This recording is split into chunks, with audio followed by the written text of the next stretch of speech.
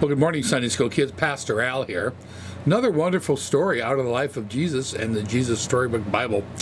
When Jesus was here on earth and he taught people, a lot of the things he did was to tell them stories that had a lesson to them. We call them parables. They weren't real things that happened, but stories out of people's everyday life that they could understand and relate to. And today he tells a few stories about what living in the kingdom of God, the place where God's in charge, where God's the ruler, is like now and will be even more like when we're with God person to person. I got to tell you a little bit of background.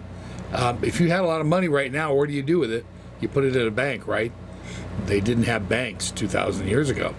And if you had a lot of money and you wanted to keep it safe, you might put it in a chest, find somewhere on your property, dig a big hole, bury it there, and just remember where it was. Sometimes people did that, forgot where it was, they moved or something happened, and people would be digging in a field and find a treasure. It was pretty cool, really.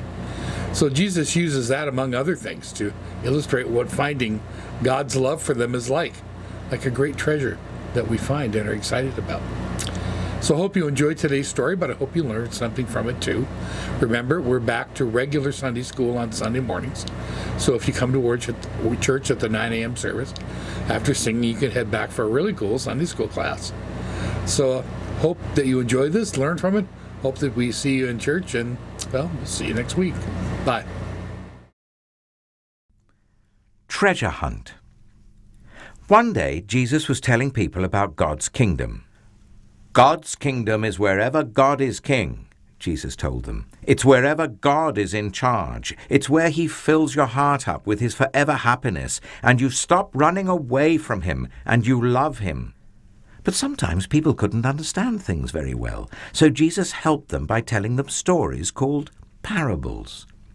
Jesus said, God's kingdom is like a hidden treasure. And then he told them this story. Once upon a time, there was a man working in a field digging. So there he is, digging. But what he doesn't know is that in that field there is buried treasure. So dig, dig, dig, clink, clank, clonk. His shovel bumps into something hard. Hello, what's this? He picks it up, dusts it off. It's a chest. It's rusted and locked, but he pries it open. And what he sees inside takes his breath away.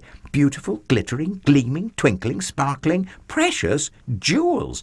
It's a treasure chest. He wants that treasure. He needs to get that treasure. He must have that treasure somehow, even if he has to sell everything he has so he can pay for it. He quickly buries the treasure again, runs home and sells everything he has. He takes the money from the sale and goes and buys that field. Now he owns the field and the treasure that is buried in it. He runs back and digs up the treasure again. Jesus said, coming home to God is as wonderful as finding a treasure. You might have to dig before you find it. You might have to look before you see it.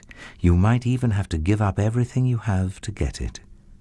But being where God is, being in his kingdom, that's more important than anything else in all the world. It's worth anything you have to give up, Jesus told them, because God is the real treasure. God had a treasure too, of course, a treasure that was lost long, long ago. What was God's treasure? His most important thing? The thing God loved best in all the world? God's treasure was his children.